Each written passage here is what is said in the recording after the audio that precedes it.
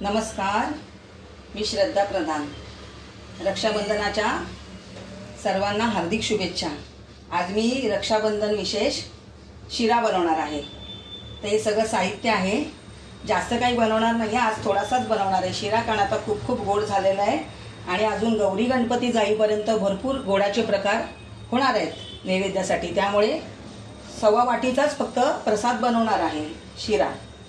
तर हे सव्वा केळं घेतलेलं आहे कुस्करून, सव्वा वाटी रवा, सव्वा वाटी साखर आहे, सव्वा वाटी हे तूप आहे, सव्वा वाटी दूध, सव्वा वाटी पाणी, वेलची पावडर आणि हे ड्रायफ्रूट्स मी तळून घेतलेले आहे। आता हे दूध आणि पाणी सव्वा सव्वा वाटी हे आधी पहिल्यांदा उकळत ठेवणार आहे। एक बाजूला दूध आणि पाणी उकळत ठेवलेलं आहे, दुसऱ्या बाजूला इथे आता आपण रवा भाजायला घेऊया। आधी एकदम तूप नाही टाकायचं आहे, थोडं थोडं तूप टाकायचं आहे। आता हा रवा सगळा याच्यामध्ये घ्यायचा आहे। सव्वा सव्वा प्रमाण घेतलं तर शिरा प्रसादाचा नेहमी चांगलाच होतो। आमच्याकडे साधा शिरा कधीच होत नाही। शिरा म्हटलं तर सत्यनारायणाच्या प्रसादासारखाच झाला पाहिजे। खूप लोकांना हे माहीत नव्हतं की सत्यनारायणाच्या प्रसादामध्ये केळं घातलं जातं। माझ्या संपर्कामध्ये अशी बरीच लोकं आली की ज्यांना सत्यनारायणाच्या प्रसादामध्ये केळं घालायचं हे नंतर कळलं। आता आपण हा रवा छान भाजून घेऊया, तांबूस होईपर्यंत, गुलाबी रंगाचं होईपर्यंत। आणि इथे आता आपलं दूध आणि पाणी छान गरम होणार आहे। आता प्रसादाचा शिरा मी बनवत आहे। नैवेद्य दाखवायचा म्हणजे तो प्रसादच झाला। मला एक गोष्ट विशेष सांगावीशी वाटते। 2003 सालापासून मी इथे लोढायवनमध्ये राहायला आलेली आहे। आधी मी डोंबिवलीमध्ये राहत होती, स्टेशनजवळ आमचं घर होतं।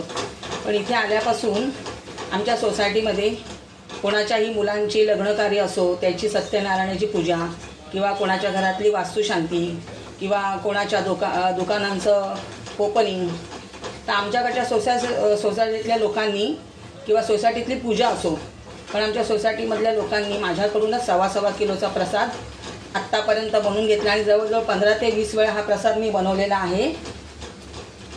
सगळं साहित्य त्यांचं, पण आपल्या चुलीवरती आपल्या घरामध्ये तो प्रसाद त्या लोकांनी माझ्याकडून बनवलेला आहे।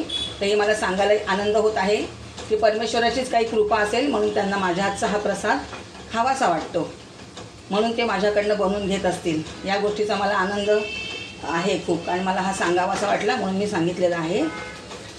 आता इकडे हे दूध पण तापलेलं आहे, गॅस बारीक केलेला आहे मी, आणि आता आपला रवा पण छान आता भाजून होत आहे। आता मस्त फुलला आहे बघा, कसा छान झाला आहे रवा, मस्त आता फुलून तांबूस रंगाचा होईल तोपर्यंत तो भाजत राहायचा। आता तुम्ही पाहू शकता, आता आपला हा रवासुद्धा छान मस्त फुलला आहे, त्याला रंग पण छान आलेला आहे। आता आपण हे सव्वा केळं त्याच्यामध्ये घालायचं आहे आणि आता हे छान फुलणार आहे। पूर्ण स्मॅश होईपर्यंत, विरघळून जाईपर्यंत केळं ह्याच्यामध्ये छान असं परतत राहायचं आणि सगळं दोघं पण हे एकजीव झालं पाहिजे। रवा आणि केळं ह्या दोघांचा एकजीव झाला पाहिजे छान, तोपर्यंत गरम दूध ओतायचं नाही आहे याच्यामध्ये। तर हा छान फुलेल बघा। आणखीन तूप नंतर वरून थोडं घालायचं आहे, एकदम तूप घालायचं नाही। आता हा छान फुलतो बघा, आणि याचा सुगंध पण खूप छान सुटलेला आहे।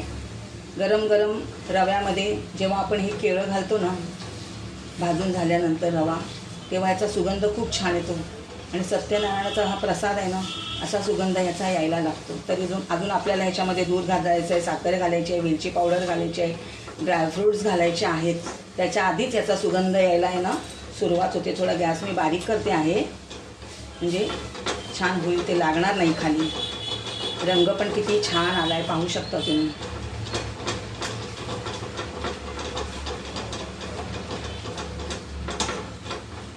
असं केळं घातलेला प्रसादाचा सारखा शिरा तुम्ही सुद्धा करून पहा बघा, तुम्हालाही आवडेल.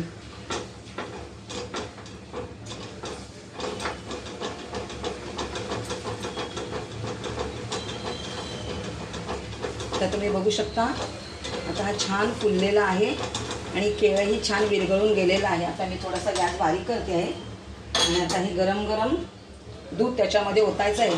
पण आपल्याला थोडा गॅस बारीक करूनच ओतायचं आहे, नाही तर एकदम ते असं फुलून बाहेर येईल.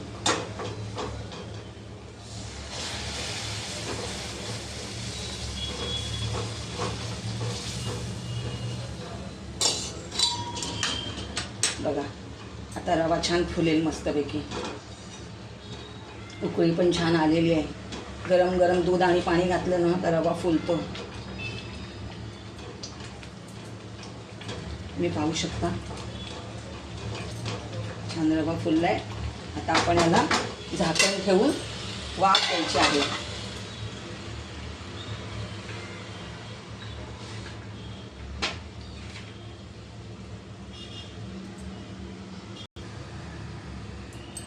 तुम्ही पाहू शकता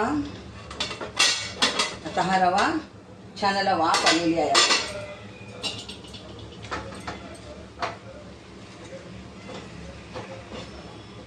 मस्त छान वाफ आली आहे. आता आपण ह्याच्यामध्ये ही 1.25 वाटी साखर घालणार आहोत.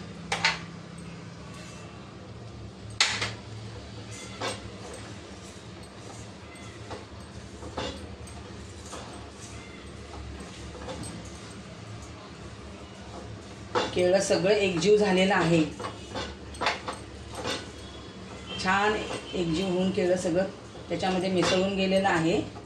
आता आपण ह्याच्यामध्ये ही वेलची पावडर टाकायची आहे आणि आपण हे तळून आधी घेतले होते तुपामध्ये ड्रायफ्रूट्स, हे सगळे आपल्याला त्याच्यामध्ये आता टाकायचे आहेत. आणि छान सगळं असं हलवून परत आपल्याला 10 मिनटं फक्त वाफ द्यायचे. गॅस बारीक करायचा आणि छान वाफ द्यायची. आता हा मऊसूत छान आपला प्रसादाचा शिरा तयार झालेला आहे. आता वाफ येईल 10 मिनटं फक्त.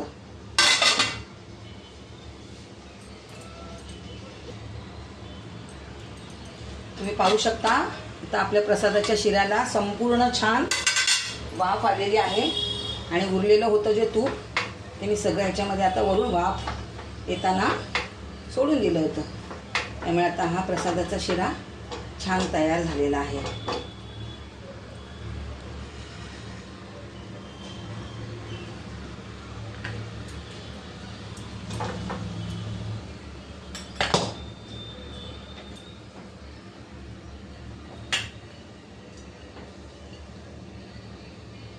आपण याची मूठ पाडणार आहोत. गरम गरम आहे पहा छान.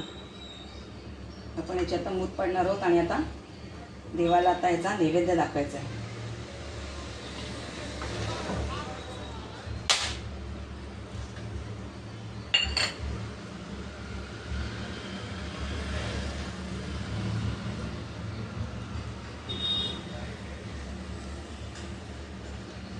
तुम्ही पाहू शकता प्रसादाचा गरमागरम शिरा. व्हिडिओ आवडला का? लाईक करा. व्हिडिओ पाहिल्यामुळे धन्यवाद.